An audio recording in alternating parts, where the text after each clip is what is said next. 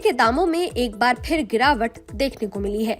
लगातार सोने और चांदी के दामों में कमी देखी जा रही है, जिससे शादी के सीजन में ज्वेलरी खरीदारों को बड़ी राहत मिली है।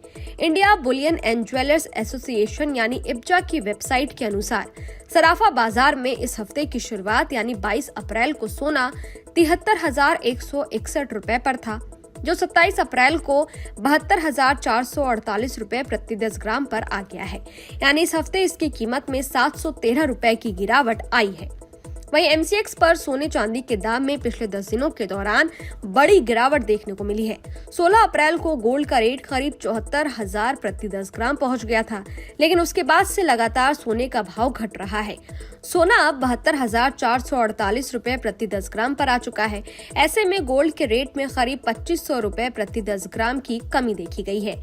ये 5 जून वायदा के लिए सोने का दाम है। वहीं चांदी की अगर बात करें तो इब्जा की वेबसाइट के अनुसार इस हफ्ते की शुरुआत में ये 81,839 रुपए पर थी, जो अब 81,374 रुपए प्रति किलोग्राम पर आ गई है। यानी इस हफ्ते इसकी कीमत में 465 रुपए की गिरावट देखने को मिली है। इब्जा के अनुसार इस साल अब तक सोने के दाम 9,096 रुपए बढ़ चुके हैं। 1 जनवरी को सोना 63,352 रुपए पर था, जो अब 72,448 रुपए प्रति 10 ग्राम पर आ गया है। वहीं 1 किलो चांदी के दाम 73,395 रुपए से बढ़कर 81,374 रुपए पर पहुंच गए हैं। सोने चांदी के दामों में अचानक गिरावट कैसे आई, चलिए आपको ये भी बता देते हैं। दरअसल फेडरल रिजर्व के रेट में कटौती की आशंका कम होने के कारण सोने चांदी के रेट में तगड़ा उछाल आया था।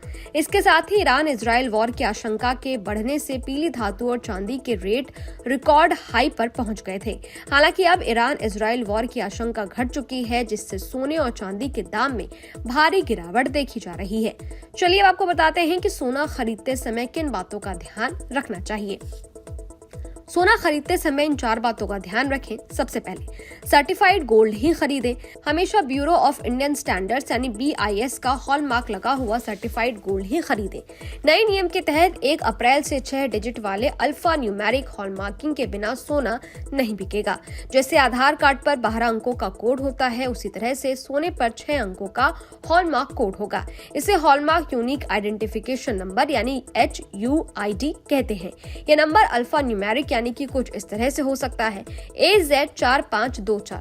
हॉलमार्किंग के जरिए ये पता लगाना संभव हो गया है कि कोई सोना कितने कैरेट का है। दूसरा, कीमत क्रॉस चेक जरूर करें। सोने का सही वजन और खरीदने के दिन उसकी कीमत कई सोर्सेस जैसे India Boolean and jewellers association की वेबसाइट से क्रॉस चेक करें। सोने का भाव 24 कैरेट, 22 कैरेट और 18 कैरेट के हिसाब से अलग अलग होता है। 24 कैरेट सोने को सबसे शुद्ध सोना माना गया है, लेकिन इसकी ज्वेलरी नहीं बनती क्योंकि वो बेहद मुलायम होता है।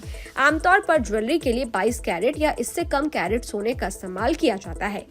कैरेट के हिसाब से आप कैसे कीमत चेक कर सकते हैं, ये भी जान लेते हैं। मान लीजिए 24 कैरेट सोने का दाम 60,000 रुपए प्रति 10 ग्राम है, यानी 1 ग्राम सोने की कीमत हुई 6,000 रुपए।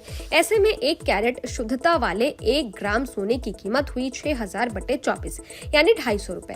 अब मान लीजिए आपकी ज्वेलरी 18 कैरेट शुद्ध सोने से बनी है, तो 18 गुना 250 यानी इसकी कीमत हुई 4,500 रुपए प्रति ग्राम।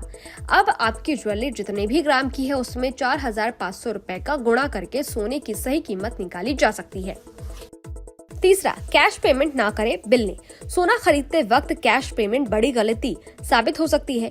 यूपीआई जैसे भीम ऐप और डिजिटल बैंकिंग के जरिए पेमेंट करना अच्छा रहता है।